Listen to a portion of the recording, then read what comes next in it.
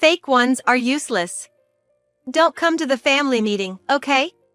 I quickly glanced at James, but he too had a mocking grin. Amy's real mom was so beautiful. Not like this worn-out lady. Seeing my hurt expression, James looked annoyed. You were just here to take care of Amy, and now you're not needed anymore. Thanks for your service. True, we don't need a nanny anymore. Thanks, I guess. In that moment, something inside me snapped. Amy never really saw me as her mother after all. And neither did James. They both saw me as a convenient person to look after Amy. I don't consider people like that as family. Alright, maybe it's best if you meet Amy's real mom. I muttered and dialed a number. My name is Jessica Peterson, and I just turned 50. I've been working at a renowned trading company since I graduated. Thankfully, it's a pretty well-known company, so many recognize its name. I've been married to James for 20 years. I met James through a friend's introduction. When I noticed others getting married, I panicked and begged my friends to introduce me to someone. James struck me as a very serious person when we first met. He had black hair and wore glasses. He dressed modestly in a shirt and slacks. I've never liked flashy people, so I found James's demeanor comforting. After that, we went on many dates. Our dates mostly consisted of dinner after work. We never went to amusement parks or movie theaters. In fact, I hardly ever saw James on weekends. But I didn't mind. Even the briefest moments with James made me happy. And then, about 6 months after we met, James suddenly proposed to me, saying, "Would you consider dating me with the intention of getting married?" By that time, I had already fallen deeply in love with him. So, when he asked, I was overjoyed. And I said, "Yes, I want to be with you, James." James seemed thrilled with my answer, and we started dating. Then he told me something I didn't know before. It was about his child. "I actually have a child from my previous marriage," he told me, looking apologetic. I was taken aback, not just by the news of his child but also by the fact that he was divorced. The news of a child was particularly shocking.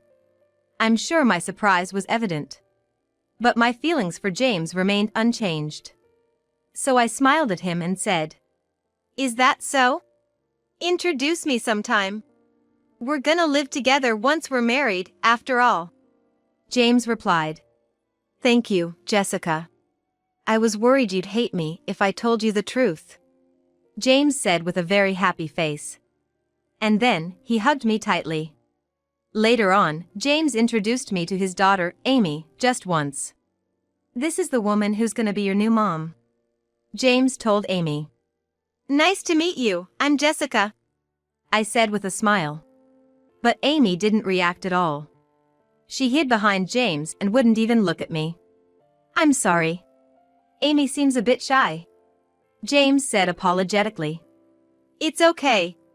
Don't worry about it," I replied. And that's how my first meeting with Amy ended. 6 months later, we decided to get married. James was tight on money at the time, so we opted not to have a wedding ceremony. We just got legally married without a honeymoon. Any girl dreaming of a wedding would probably be upset. James sincerely apologized, but for me, as long as I had James, that was enough. So, I smiled and forgave him. We're gonna have a happy married life. I thought about our future life together. Our newlywed life began, but it wasn't without its challenges. The main problem was Amy. She strongly resisted the idea of living with me. Until then, James and Amy had been living in a one-bedroom apartment, which was too small for the three of us. So, we decided to move to a slightly larger condo. But for Amy, leaving the place she was familiar with seemed really hard. "I hate this place. I liked our old apartment," she cried out loudly. "Amy, the previous place was too small for all of us. Can't you understand?" James tried to reason with her. But Amy just continued to cry. "Why do I have to live with this old woman?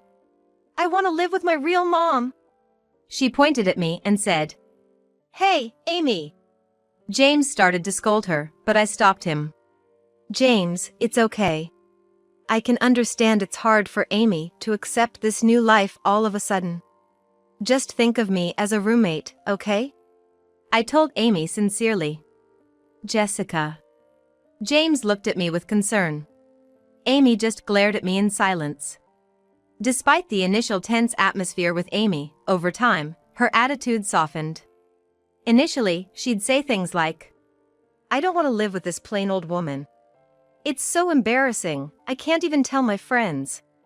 But I understood Amy's feelings.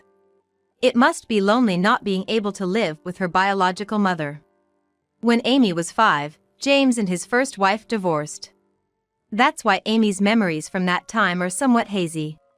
She would always look at pictures of her real mother, saying, My real mom was this beautiful, not like you. She'd flaunt the photos at me with a smug look. I figured she was probably just putting on a brave face to hide her loneliness. I tried my best to be patient and understanding with her. I'd always take time off work to attend school events, even if Amy was against it. And of course, when she was sick, I'd stay home to care for her. I sometimes got passive-aggressive comments from colleagues at work, but Amy always came first. To avoid being labeled as a plain old woman by Amy, I studied fashion magazines and changed my style. But with household expenses, I couldn't spend much on clothes. So, I made do with budget-friendly outfits. On my days off, I'd take Amy to places she liked. We visited amusement parks and famous tourist spots together. I did my best to ensure Amy never felt lonely. Still, she'd often tell me, You're so annoying, old lady. Honestly, I wanted to talk to James, Amy's real father, about it. But James was rarely at home. He was always busy with work. On the rare occasions he was home, I tried discussing Amy with him. But James just brushed it off. I'm busy with work. You're Amy's mom now, so you handle everything. I don't want to know. He'd often say. I had no choice but to keep trying on my own. Over time, Amy started to change. Tomorrow, I'll need a packed lunch for a field trip. She began asking for my help. The only mom Amy had was me, so I was happy when she relied on me. Leave it to me. I'll make something super delicious. I replied with a smile. You're gonna include fried chicken, right? Amy mumbled.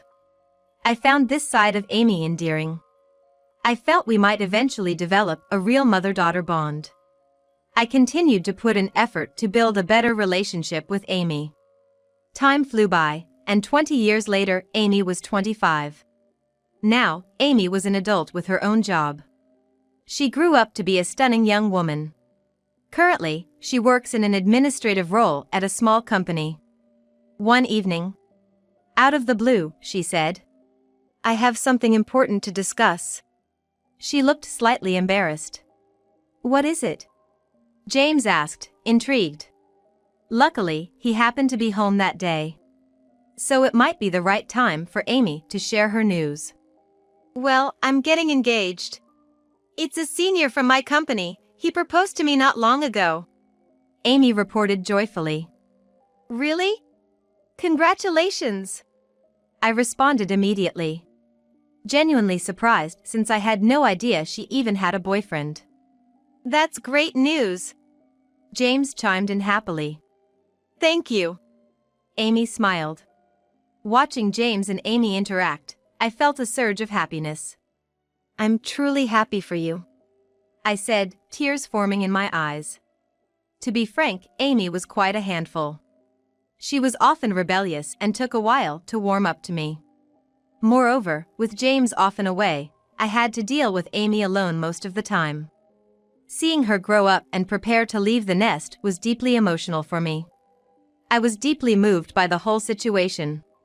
As I began to cry, Amy gave me an exasperated look. Then she shot me a cold glare. Good riddance. Now I can finally cut ties with this old hag. She smirked at me. I choked back the tears that had started. What do you mean? Amy responded curtly. Exactly what I said. Think about it, someone as plain as you, being seen as my mom? Impossible. Did you really think you became my real mom? I thought Amy was slowly warming up to me. But I was apparently wrong. No need for a fake. Don't bother coming to the family gathering, she scoffed. I instinctively looked at James for support, but he too had a mocking grin. Amy's real mom was beautiful. Not like this faded old woman, he remarked. James, that's harsh. Defeated, I murmured. Seeing my distressed face, James seemed annoyed. You were just for taking care of Amy. You're no longer needed. Thanks for everything, he said, laughing. Right, we don't need childcare anymore. Thanks for the effort. Amy chuckled. In that moment, I felt something snap inside of me. It turned out, Amy never really saw me as her mother. And neither did James. To them, I was just a convenient caretaker for Amy. They were not my family. The two of them joyfully discussed their complaints about me. Quietly, I left the living room where they were seated. Perhaps the family gathering would be better off with Amy's real mom, I whispered to myself. Then, I dialed a certain number. A week after Amy's engagement announcement, today was the day for both families to meet. Although I wasn't invited, I secretly arrived at the venue. Why? Because right after announcing her engagement, Amy had demanded something from me. You're embarrassing, so I don't want you at the family gathering. But you have to cover the cost. My fiancé is paying for most of the wedding, so we're taking care of this dinner's expenses, she said with a smirk. I didn't appreciate her entitled expression. Naturally, I protested. Why should I pay for a dinner I'm not even attending? Let James pay for it. But Amy's mood flipped immediately. You know Dad doesn't have much money. You have a good job at a major corporation, so just shut up and pay, she yelled at me. I couldn't agree with what was happening, so I didn't respond. Eventually, Amy said, All I want from you is to cover the costs. Just be ready when it's time to pay. She then handed me the reservation details for the family meeting. The address and reservation time were written on it. After that, Amy went straight to her room. Recalling that incident, I was in a room adjacent to where the family introduction was taking place. I had previously asked the venue's staff to book the neighboring room for me. If it was just about the money, I'd think it would be best to show up towards the end of the meal. However, I had another purpose in mind. Luckily, I could faintly hear the voices from the next room. I listened carefully. I'm sorry my mother couldn't make it today. She suddenly fell ill, Amy said, looking a bit down. How phony of her. Telling me not to come, and then making such a statement. My wife apologizes. I'll handle things today, James added to Amy's fiancé and his parents. Both of them seemed to be in on it. But that didn't matter to me anymore. There's someone better suited for this family introduction, I mumbled to myself. I then signaled to someone I had previously contacted. Thank you for coming. She gave me a thumbs up and headed to the introduction room. James, Amy. Long time no see. Amy's real mother, known as Susan, appeared in the doorway. Susan. Why are you here? James seemed taken aback. The others were left dumbfounded. I invited her. You don't need a fake when you can have the real deal, I said, smiling from behind Susan. I had easily found Susan's contact through James' social media, and given that I recognized her from Amy's photos. Originally, I researched to allow Amy to contact her real mother. But with the current situation, I ended up contacting Susan. At first, Susan was really surprised when I contacted her on social media. It's understandable, getting a sudden message from James' current wife would typically cause such a reaction. However, once I explained the situation, she understood and agreed to come to the family gathering. When I relayed this to James, his mood changed dramatically. Why the hell did you do something like that? He glared at me with full force. Susan is undeniably beautiful, but she's quite flashy. Apparently, she's 5 years younger than me, but she doesn't seem her age at all. Her hair is colored ash pink. And she's dressed in trendy, youthful clothes from top to bottom. She clearly takes great care in her appearance and looks at least 10 years younger than she is. It's a mystery to me why someone as straightforward as James would marry someone who's his complete opposite. Amidst everyone's shock, only Amy responded. "Mom," she murmured, probably recognizing Susan from some old photos. Then, Susan quickly turned to Amy and said, "What? Can you not call me Mom? I gave birth to you, but I hardly raised you. And I heard you've been talking trash about the woman who did raise you. Don't you think someone who can't even appreciate their own parents isn't fit for marriage?" She looked at Amy with a hint of disdain. Amy was clearly shocked to hear such words from the mother she had only dreamed of. Suddenly, James, who had been silent, shouted, "Shut up! You'd probably ask if she loved you. It's your fault for not raising Amy properly. Reflect on that." "But," Susan replied without batting an eyelid, "it's your fault for always cheating, right? Weren't you the one who wanted custody of Amy because you needed an heir? Even when I begged to see her, you ignored me. In the end, wasn't it Jessica who took care of her most of the time? You didn't raise her either." She fixed James with a cold stare. "What do you mean, Dad?" Amy asked, clearly shaken by this new revelation. Taking a deep sigh, Susan said, "It doesn't matter. A child who belittles a mother who's raised her for 20 years. I don't need you. But your fiancé will marry you, right? Lucky you found someone who wants you." She chuckled. Amy was clearly taken aback by Susan's words. And her fiancé looked pale as a sheet. His parents, eager to leave, were whispering to him urgently. "Why should I need Amy or James? Besides, James, you're cheating right now, aren't you?" I dropped the bomb casually. Actually, I had hired a private investigator to look into James' affairs.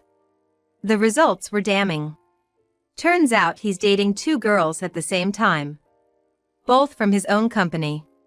Showing the findings to James, his face turned an obvious shade of blue. "Well, it must be hard juggling 2 relationships at once. Must be tough being so popular," I said with a smirk. James was so shocked he actually got down on his knees. "Please, don't tell the company. You know what will happen to me." Sweat was dripping from his forehead.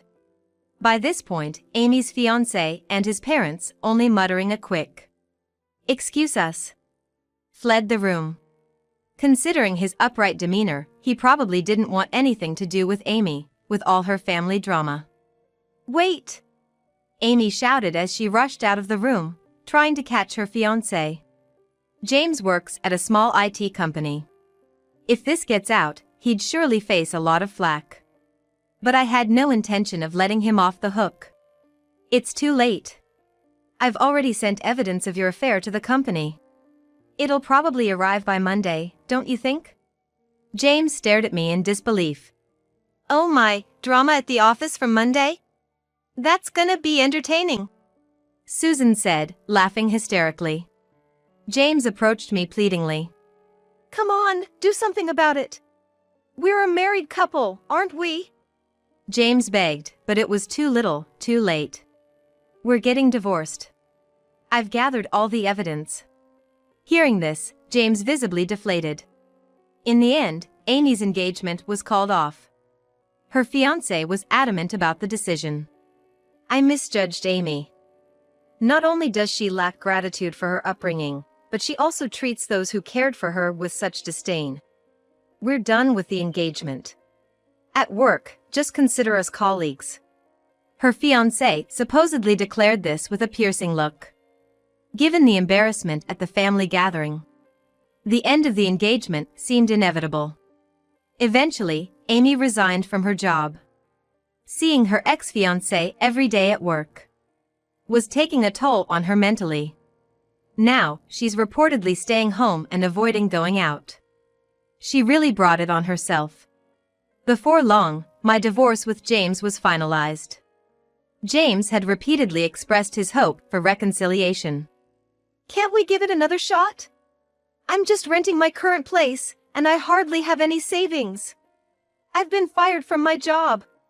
I can't make ends meet this way. James lamented.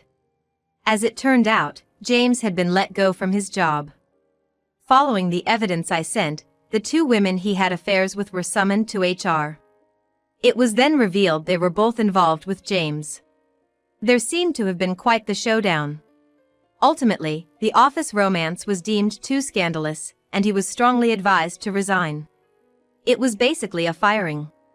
Moreover, James was already 55 years old. He's having a tough time finding another job. But I had no intention of forgiving James for his actions. So, with the strong persuasion of my attorney, I managed to get the divorce finalized. James is truly backed into a corner right now. Though he doesn't have a job lined up, he still needs money to live. He spent so much on his affairs that he hardly has any savings left. Apparently, he's now even behind on rent. If only I hadn't cheated. James sobbed over the phone. But James's cheating is like an addiction.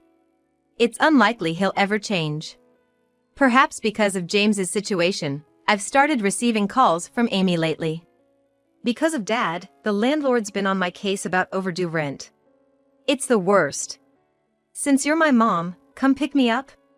Amy casually said such things. With a sigh, I responded. We're divorced, so you're not my responsibility anymore. I'm just an imposter, right? Emphasizing the word imposter, Amy was silent, probably feeling like she'd been hit where it hurts. Seizing the opportunity, I continued. Why don't you rely on your real family, your dad? Or better yet, get a job and take care of yourself? You're an adult after all. I firmly told her. What the hell? I heard Amy fussing on the other end, but I hung up. Goodbye. I murmured and then blocked both Amy and James's numbers. Since then, I've made a new friend. Hey there, Jessica. Long time no see. Susan came running towards the meeting spot, waving her hand. Truth be told, after that day, we really hit it off. We had quite the animated chat about James. It was mostly complaints, but we found so much in common to empathize with.